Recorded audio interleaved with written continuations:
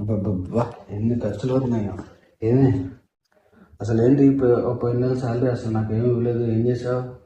ఏం చేస్తాం, లెక్కేసుకొని లోపల పెట్టుకుంటాం అంతే. ఇవన్నీ బాగానే అడుగుతారు, వీటికేం తక్కువ లేదు. ఉద్యోగం పురుష లక్షణం అంటారు. రేపు ఇంటర్వ్యూలో జాబ్ రాకపోతే అప్పుడు చెప్తాం ఈ పని. ఉద్యోగం లేదనేవే ఇన్ని మాట్లాడుతున్నావు. రేపు ఇంటర్వ్యూ ఉంది, ఉద్యోగం తెచ్చుకుంటా, అప్పుడు చెప్తాను ఈ పని. ఓకే. The next day. ఏం మరి ఇంటర్వ్యూకి బాగా ప్రిపేర్ అయ్యారా? ఓ రాత్రంతా నైట్ అవుట్ కూడా చేసాం.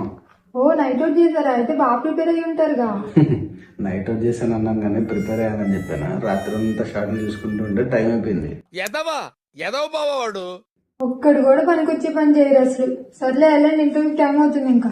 సర్లే. ఓహో ఇంటర్వ్యూ అమ్మాయి పడేచ్చు. Good morning madam. Good morning. Interview ఎక్కడనా? జాబ్ ఉన్నదా?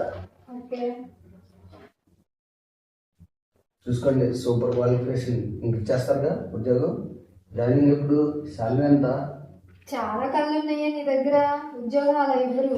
ఫస్ట్ ఎగ్జామ్ పెడతారు. నీ తెలివంటూ మాకు అప్పుడు తెలిసిద్ది. సో ఆ ఎగ్జామ్ లో క్వాలిఫై అయితే అప్పుడు నీకు హెచ్ఆర్ ఇంటర్వ్యూ ఉంటుంది. అప్పుడు నీకు జాబ్ కన్ఫర్మ్ చేస్తాం అన్నమాట. ఇంత చిన్న ఉద్యోగం అన్ని ప్రాసెస్లు ఉన్నాయా? ఇవ్వండి రండి, చాలా చూసాం.